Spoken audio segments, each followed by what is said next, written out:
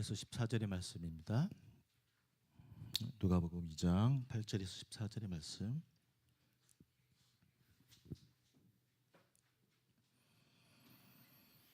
우리 한 목소리로 합독하도록 하겠습니다. 시작. 그 지역의 목자들이 밤에 밖에서 자기 양떼를 지키더니 주의 사자가 곁에 서고 주의 영광이 그들을 두루 비추매 크게 무서워하는지라. 천사가 이르되 무서워하지 말라. 보라, 내가 온 백성에게 미칠 큰 기쁨의 좋은 소식을 너희에게 전하노라. 오늘 다윗의 동네에 너희를 위하여 구주가 나셨으니 너희가 가서 강보에 쌓여 구유에 누워 있는 아기를 보리니 이것이 너희에게 표적이니라 하더니 호련히 수많은 천군이 그 천사와 함께 하나님을 찬송하여 이르되 지극히 높은 곳에서는 하나님께 영광이요 땅에서는 하나님이 기뻐하신 사람들 중에 평화로다. 아멘. 잠시 기도하겠습니다. 하나님 감사합니다. 오늘 귀한 하나님 오늘 성탄 예배를 우리에게 드리게 하시고 특별히 두 교회가 공동체가 연합하여 하나님 앞에 나아가게 하시니 감사를 드립니다. 2000년 전 이 땅 가운데 오신 아기 예수님을 찬양하고 경배하는 우리의 삶이 되게 하시고 오늘 예배 가운데 우리의 깊은 은혜와 또 회복이 되어지는 예배가 될 수 있도록 또한 말씀이 될 수 있도록 주님 인도하여 주시옵소서. 예수님의 이름으로 감사하며 기도드렸습니다. 아멘. 네, 아까 목사님께서 메리 크리스마스 했지만 한 번 더 메리 크리스마스. 아까 우리 좌우로 메리 크리스마스. 네. 메리 크리스마스 뜻이 사람들은 세상 사람들은 모르고 그냥 즐거운 것으로 인사하는데 좀 뜻 잘 아실 거예요. 메리 크리스마스, 우리가 기쁜 즐거운, 그 다음에 크리스마스 뭡니까? 크라이스트, 그 다음에 마스. 그러니까 즐겁고 그리고 우리가 복된 그 마음으로 예수님을 찬양하고 경배하는 거거든요. 오늘 우리 예배가 오늘 하나님 앞에 기쁜 마음으로 예배드리는 시간이 될 줄 믿습니다. 네. 여러분 혹시 살면서 무엇인가 좀 간절하게 기다려 본 적이 있으십니까? 혹시 어떤 것을 좀 간절히 기다려 본? 맞아요. 월급날 한 달에 한 번씩 월급날 기다려질 것 같고요. 또 어떤 기다림들이 있을까요? 토요일 로또를 샀구나. 그죠? 로또를 사면 또 기다려지더라고요. 한 줄. 그죠? 왜 기다려져요? 왜 기다려져? 토요일. 믿음이 있다. 우리 예림사님과 믿음이 있어요. 맞아요. 또 오늘같이 크리스마스를 분명히 기다릴 거예요. 성탄절을. 제가 돌아보니까 1994년 제가 12월 26일 날에 군에 입대를 했어요. 그래서 저는 돌아보니까 가장 인생에 평생 성탄절이 기다려지지 않을 때가 그때였어요. 94년 12월 26일. 왜냐? 전날에 성탄절이고 그 다음에 또 군에 입대해야 되니까 마음이 되게 울적하더라고요.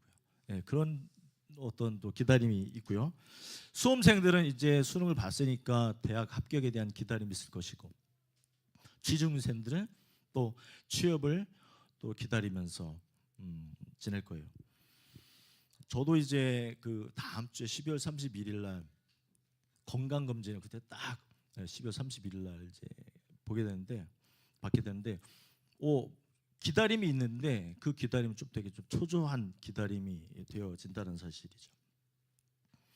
우리의 삶 자체가 크고 작은 여러 가지의 기다림들이 있는 것 같아요. 그러나 오늘 우리가 이야기할 이 기다림은 인류 역사상 가장 아름다운 기다림, 그리고 놀라운 기다림으로 또 우리에게 다가올 줄 믿습니다. 성탄절은 예수님께서 우리 삶에 오시는 놀라운 사건이거든요. 그래서 오늘 성탄절, 오늘 본문의 말씀을 살펴보면서 2000년 전에 이 땅 가운데 그 밤에 일어난 기적 같은 이야기를 함께 나누고자 합니다.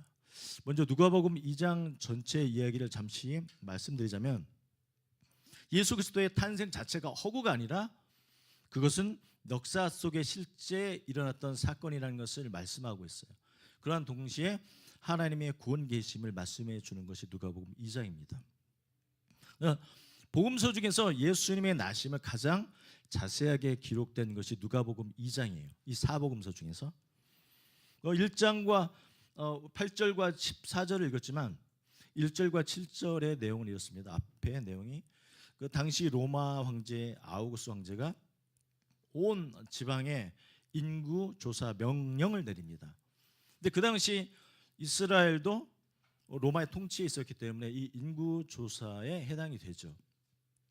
근데 그때 당시 인구 조사는 뭐냐? 세금 문제라든지 어떤 병역 문제 때문에 인구 조사를 했습니다.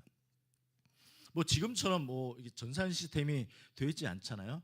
그러니까 자기가 태어난 고향으로 가서 직접 인구 조사를 해야 되는 상황이에요. 그러니까 예를 들어서 저는 이제 충남 당진군이 고향입니다. 실거주지는 지금 서울이잖아요. 그러면 제가 어디로 가야 돼요? 인구 조사 명령이 떨어지면 당진으로 가야 되잖아요. 그래서 지금 그런 상황인 거예요.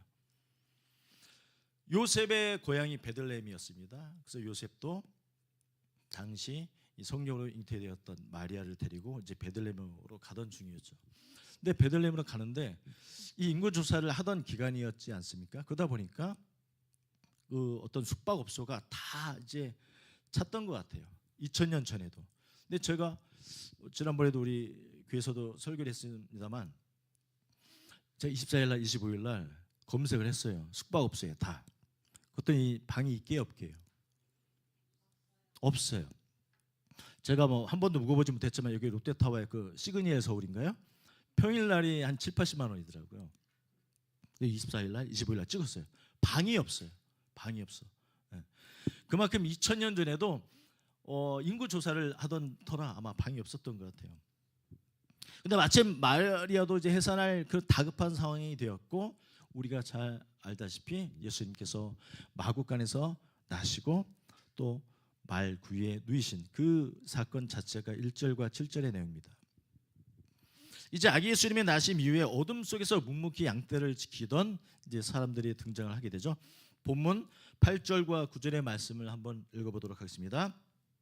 그 지역의 목자들이 밤에 밖에서 자기 양떼를 지키더니 주의 사자가 곁에 서고 주의 영광이 그들을 둘비추매 그게 무서워하는지라. 8절과 9절의 이야기는 먼저 베들레헴의 근처의 한 들판에서 이제 이 이야기가 시작이 됩니다. 사람들이 잠들어 있는 아주 깊은 밤이었어요. 그러나 잠들지 못하는 사람들이 있었습니다. 그들이 바로 양떼를 지키던 목자들이었잖아요. 8절이 그 지역의 목자들이 밤에 밖에서 자기 양떼를 지켰다라고 합니다. 근데 당시 이 목자들은 세리나 창기들처럼 천민 취급을 받았던 사람들이었습니다. 그러나 목자들은 매일 밤을 새우며 이들이 과연 기다리는 것은 무엇이었을까? 아마 아무 일 없이 이 밤이 지나고 아침이 오기를 기다렸을 거예요. 내지는 고단한 삶을 끝내줄 어떤 작은 희망을 기다렸을 수도 있을 것입니다. 그러니까 이 목자들의 기다림은 어떤 화려한 거창한 것이 절대 아니었어요. 그들의 기다림은 그렇습니다. 묵묵히 자기 자리를 지키는 어떤 고독하고 성실한 기다림이었어요. 근데 여기서 우리가 잠깐 궁금한 것이 있을 거예요. 분명 700년 전부터 예수님의 나심을 예언했잖아요. 그러면 천사들이 예수님의 나심을 이러한 무명의 목자들이 아니라 당시 종교 지도자들에게 알렸을 수도 있어요. 그런데 왜 이런 천민 취급을 받았던 목자들에게 예수님의 나심을 알렸을까? 하나님은요, 성실하고 자기 일에 열심인 사람을 때론 부르신다는 사실입니다. 그런데 이 말씀은 구약에서도 언급이 돼요. 왜냐하면 다윗도 양떼를 돌보다가 사무엘에게 부르심을 받고 기름 부음을 받았어요. 그죠? 그리고 농부 출신이었던 기드온은 어떻습니까? 밀타작을 하다가 부르심을 받았어요. 모세 역시 양을 치다가 하나님의 부르심을 받고 예수님의 제자들도 물고기를 잡다가 주님의 부르심을 받았어요.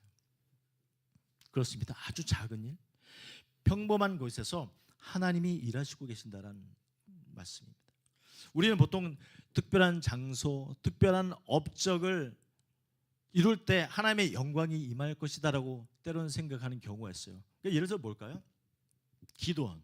우리 기도원 문화가 되게 강하잖아요. 기도원에 가야만 하나님의 응답이 임하고 하나님의 역사가 임하고 그저 성령의 충만함을 받는다라고 생각해요. 물론 틀린 것은 아닙니다. 그렇다고 그곳에만 절대적으로 하나님이 임한다는 건 아니잖아요. 부흥 집회도 마찬가지. 큰 부흥 집회를 가야만 성령의 충만함을 받는다고 생각해요. 그러나 하나님은 바로 가장 평범하고 또 고독한 오늘 목자들이 밤에 양을 지키던 이 삶의 현장을 택하셨다는 거죠.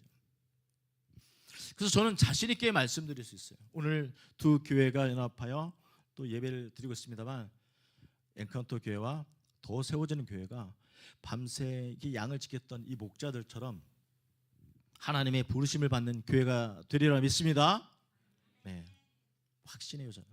왜냐하면 여러분들 모두가 자기의 자리에서 묵묵히 자신들의 일을 열심히 하고 또 두 교회가 사명 감당을 하고 있잖아요. 9절에 보니까 목자들에게 예상치 못한 일들이 일어나게 되죠. 주의 사자가 곁에 서고 주의 영광이 그들을 두루 비추며 크게 무서워하였다라고 말씀하고 있습니다. 여기서 나온 주의 영광은 구약에서는 하나님의 임재를 뜻합니다. 그러니까 목자들 앞에 하나님의 임재, 즉 하나님께서 나타나시는 거예요. 구약에서는 성막과 성전에 임했던 그 영광이 이제 들판에 이 목자들에게 임하고 있습니다.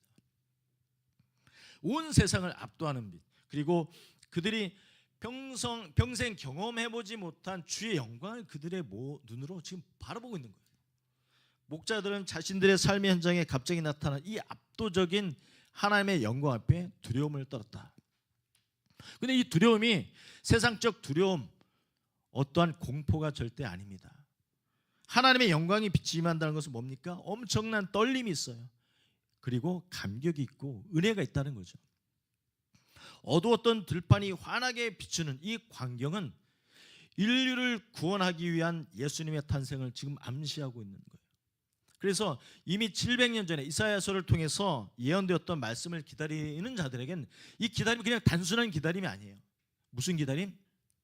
구원의 기다림이었어요. 구원의 기다림.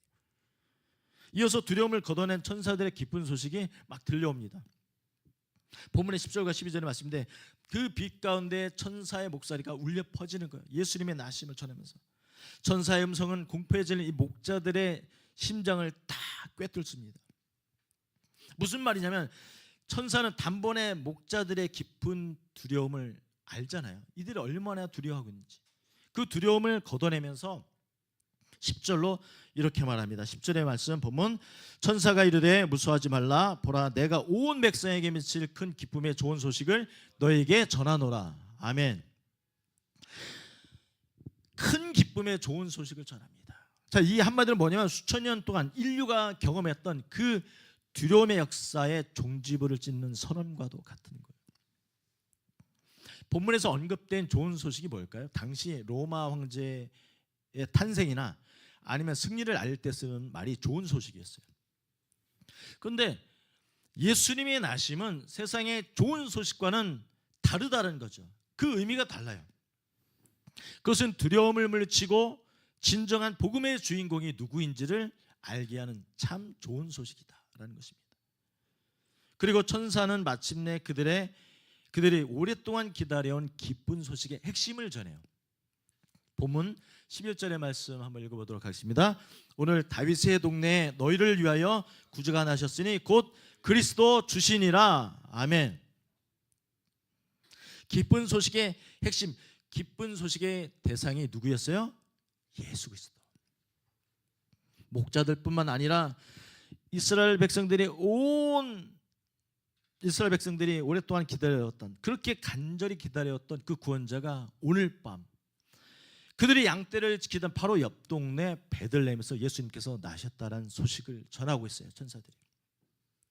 근데 이 소식은 놀라움 그 자체였어요. 왜냐하면 그들이 기다렸던 구원자는 이스라엘, 즉 왕국이나 아니면 이스라엘 성전에서 나실 것이다라고 생각했어요. 적어도. 그런데 천사는 그 표적을 이렇게 전하죠. 12절 너희가 가서 강보에 쌓여 구유에 누워 있는 아기를 보리니 이것이 너에게 표적이니라 말씀하고 있습니다. 그러니까 너희들이 베들레헴에 가서 마구간에 가보라. 그곳에 강보에 쌓인 누인 아기 예수가 있어. 그것이 바로 증거야. 그것이 표적이야 라고 말하고 있습니다. 좀 특별하죠. 여러분들은 어디에서 태어나셨어요? 어디? 천호동 어디? 그냥 산부인과. 그렇죠? 깜짝 놀랐습니다. 저도 천호동에서 살곤 했지만 너무 디테일하게 알려줬어요. 천호동. 여러분 병원에서 다 태어나신 거 아니에요? 병원 말고 목사님 집이죠. 그죠? 옛날 사람들 다 그래요. 저 역시 집에서 태어났어요. 뭘 그리 놀래요? 그러면 박 목사님과 저만 집에서 태어났나요? 늦었어요. 집사님도 병원이 아니죠. 제가 딱 알아요. 집이에요. 딱 보는데 고개를 내시더라고요. 집이에요. 옛날 사람들은. 저는 제 여동생 태어난 걸 또 옆에서 봤어요. 새벽에. 5살 차이 나는데. 옛날에 그랬어요. 그런데 예수님은 요셉과 마리아에서 태어난 첫째 아들이에요. 예수님이. 그러면 저야 뭐 아이들이 있지만 첫째를 키우다 보니 경험도 없잖아요. 더 뭐 정성 들여 키우고 그러지 않습니까, 목사님? 은요? 예, 어떤 목장에 키우듯이 그렇게 키우지 않고 정말 정성 들여서 애지중지 키울 거예요, 첫째니까. 그런데 그 요즘 출산하는 분들 보니까 저 모 연예인은 탤런트 보니까 출산하고 그 산후조리원이 보통 2주 있잖아요. 얼마인 줄 아세요? 저 깜짝 놀랐네요. 200, 300은 보통 아닙니까? 일반 사람들이 하는 거. 5천만 원. 200도 없어요. 5천만 원이더라. 모르셨어요? 이 모 이렇게 탤런트인데 전 놀랐습니다. 5천만 원이면 우린 차 사죠, 목사님. 그렇죠? 또 이런 말을 하면 또 여자들한테 우리가 또 혼이 나죠. 5천만 원 나한테 투자 못하냐? 그렇죠? 저는 깜짝 놀랐습니다. 5천만 원. 아니 그런데 예수님은 적어도 박 목사님과 저처럼 집에서라도 태어나시면 좋을 텐데 그런 상황과 환경이 절대 아니셨습니다. 주님이 임하신 곳은 어디입니까? 가장 낮은 곳, 가장 비천한 곳, 가장 초라한 곳이었어요. 그 마구간. 저도 시골 태생이다 보니까 소를 많이 제가 소를 키운 건 아니지만 소에게 여물도 주고 밥도 주고 소 집을 제가 제일 싫어했어요. 왜냐하면 그 안에 들어가면 무슨 냄새 나요? 소똥 냄새 나고 어둡고 겨울엔 춥고요. 정말 사람이 잠깐 소 밥 주고 뭐 이렇게 똥을 치울 만한 그 시간밖에 허락되지 않지 그곳에서 하룻밤을 잔다는 건 있을 수 없는 일이에요. 그곳 가운데 예수님이 지금 태어나신 거잖아요. 그러나 이 낮음이야말로 하나님께서 우리를 향한 사랑을 완벽하게 보여주신 방법이다라는 사실. 그것을 표적이라고 지금 천사가 얘기하고 있습니다. 그래서 예수님은 높은 곳에 머무르지 않고 가장 낮은 곳, 소외된 자리에, 그 삶의 자리에 바로 마구간 구에 오심으로써 우리의 모든 기다림을 위로하시고 안아주셨다는 사실입니다. 그래서 우리의 참 기다림은 그렇습니다. 구유에 누이신 아기 예수님을 기다리는 것을 천사가 알려주었다는 사실이죠. 이어서 하늘과 땅을 잇는 이 평화의 노래가 본문 13절과 14절 통해서 말씀해 주고 있습니다. 천사의 말이 끝나기도 전에 이 목자들에게 끝나기도 전에 목자들은 눈앞에 펼쳐진 또 하나의 엄청난 광경을 목격하게 됩니다. 13절의 말씀을 볼게요. 호련히 수많은 천군이 그 천사들과 함께 하나님을 찬송하여 이르되 예수님의 나심을 천사들이 알리고 이 수많은 천군 천사 하나님의 군대 천사들이 밤하늘을 가득 채우며 하나님을 찬양하기 시작하는 거예요. 놀라운 일이죠. 그 캄캄했던 어두웠던 밤하늘을 수많은 천군 천사들이 하나님을 찬양해요. 요즘 뭐 드론쇼 보니까 막 황홀하다 놀랍다 하죠. 그것과는 비교가 안 되는 거예요. 그들의 노래는 성탄의 의미를 완벽하게 담아내는 찬양이었습니다. 그래서 찬송가 125장에 되어 있잖아요. 천사들의 노래가 하늘에서 들리 산과들이 기뻐서 메아리쳐 올린다. 얼마나 예수 그리스도의 나심이 영광되고 기뻐했으면 산과 들이 춤을 춘다. 본문 14절 또 한번 이어서 볼게요. 지극히 높은 곳에서는 하나님께 영광이요 땅에서는 하나님이 기뻐하신 사람들 중에 평화로다 하니라. 아멘. 이 찬양은 예수님의 오심이 두 가지 차원에서 가장 완벽한 성취임을 선포하는데, 첫 번째는 하늘의 영광을 말하고 있어요. 예수님께서 인간의 몸으로 오신 사건은 인간을 향한 하나님의 약속과 사랑이 얼마나 영광스러운지, 얼마나 위대한지를 보여주는, 온 세상에 선포하는 사건과도 같은 것입니다. 그래서 지극히 높은 곳에서는 하나님께 영광이라고 말하는 거예요. 둘째는 땅의 평화예요. 이 땅은 세상에 주는 일시적인 안정이 아닙니다. 하나님과 관계가 회복됨으로써 오는 완벽한, 완전한 샬롬을 의미해요. 평강을 의미한다는 거예요. 죄로 인해서 단절되었던 하나님과 인간 사이의 관계가 구유에 누이신 아기 예수님을 통해서 다시 이어진다는 사실이죠. 그죠? 아담과 하와 때 그 죄로 단절되었던, 하나님과 단절되었던 관계를 누가 이어줬어요? 예수님께서 이어주셨다는 사실이죠.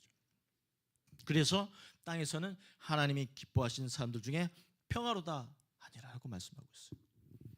구유에 누인 아기 예수님을 보고 이후에 목자들은 이 기쁜 소식을 온 세상에 최초로 알리는 그런 일들을 하게 되죠. 그런데 그들의 기다림, 원래 그들이 기다렸던 메시아의 그 기다림은 전혀 아니었지만 하나님께서 직접 목자들을 통해서 알리신 이 귀한 사실들, 즉 목자들은 자신들의 사명을 잘 감당했다는 사실이에요. 그렇습니다. 하나님은 언제나 우리가 기대하는 방식이 아니라 하나님의 방식으로 일하시고 하나님의 방식으로 오신다는 사실이에요. 그렇다면 저와 여러분들의 기다림은 무엇을 기다려야 될까? 어떤 기다림을 안고 살아야 될까? 그렇죠? 목자들이요, 예수 그리스도의 나심을, 이 놀라운 소식을 듣고 이렇게 즉시 행동했어요. 누가복음 2장 16절의 말씀, 빨리 가서 마리아와 요셉과 구유에 누인 아기를 찾아서 경배했다는 거죠. 예수님의 나심을 들은 직후 빨리 가서. 여러분들, 목자들의 직업 본분이 뭐였어요? 양떼를 치는 거잖아요. 그들의 삶의 우선순위는 그거였어요. 그런데 그들은 그 우선순위를 바꿨어요. 빨리 가서 예수 나심을 전했어요. 그래서 그들은 가장 먼저 예수님을 만나는 복을 누렸어요. 그리고 그들은 이 기쁜 소식을 혼자 간직하지 않고 자신들이 보고 들은 것을 온 세상에 널리 전했습니다. 그래서 그들의 기다림은 만남이 되었고, 만남은 전파가 되었어요. 이 전파를 우리가 뭐라고 말합니까? 복음이다라고 말하고 있어요. 복음. 여러분들, 말씀을 마무리하겠습니다. 2000년이 지난 오늘 저와 여러분들에게도 여전히 기다림이 있어요. 그러나 그 기다림은 세상 성공을 향한 기다림이 되어서는 안 되고요, 물질을 향한 기다림도 되어서는 안 되고, 내 건강만을 쫓는 기다림이 되어서는 절대 안 됩니다. 그 기다림은 왜요? 여전히 두려움, 여전히 염려를 안고 갈 수밖에 없다는 사실입니다. 그러므로 이제 우리의 기다림은요, 세상의 그 두려움의 기다림이 아니라 기쁜 감사와 소망의 기다림이 되어야 될 줄 믿습니다. 묵묵히 우리의 삶의 자리, 그리고 우리의 가정과 일터라는 그 들판을 저와 여러분들이 지켜내면 돼요. 그리고 우리 마음에 오신 그 예수님을 만나야 될 줄 믿습니다. 항상 예수님을 기다리고 그 기다림 속에 위로와 축복을 더하여 주실 2000년 전에 오신 그 아기 예수님을 경배하고 찬양하는, 사랑하는 우리 두 교회 성도 여러분들이 되길 주의 이름으로 축원합니다. 이 시간 참 말씀을 기억하면서 기도했으면 좋겠습니다. 하나님, 오늘도 우리의 삶에 빛을 오신 아기 예수님을 찬양하고 경배합니다. 하나님, 기다리는 시간이 때론 우리에게 두렵고 외롭지만 그 기다림 속에서 주님의, 아기 예수님의 그 빛을 바라보게 하여 주시옵소서. 이 복된 성탄에 우리가 받은 이 큰 기쁨의 좋은 소식을 세상에 널리 전하게 하시고 주님의 평화가 우리 삶 가운데 항상 넘쳐나기를 주님 기도합니다. 예수님을 기다리는 이 성탄의 계절, 우리가 주님을 더 깊이 경험케 하시고 우리의 기다림이 주님의 응답으로 임하는 은혜가 되게 하여 주시옵소서. 이 시간 감사로 기도하며 나가길 원합니다.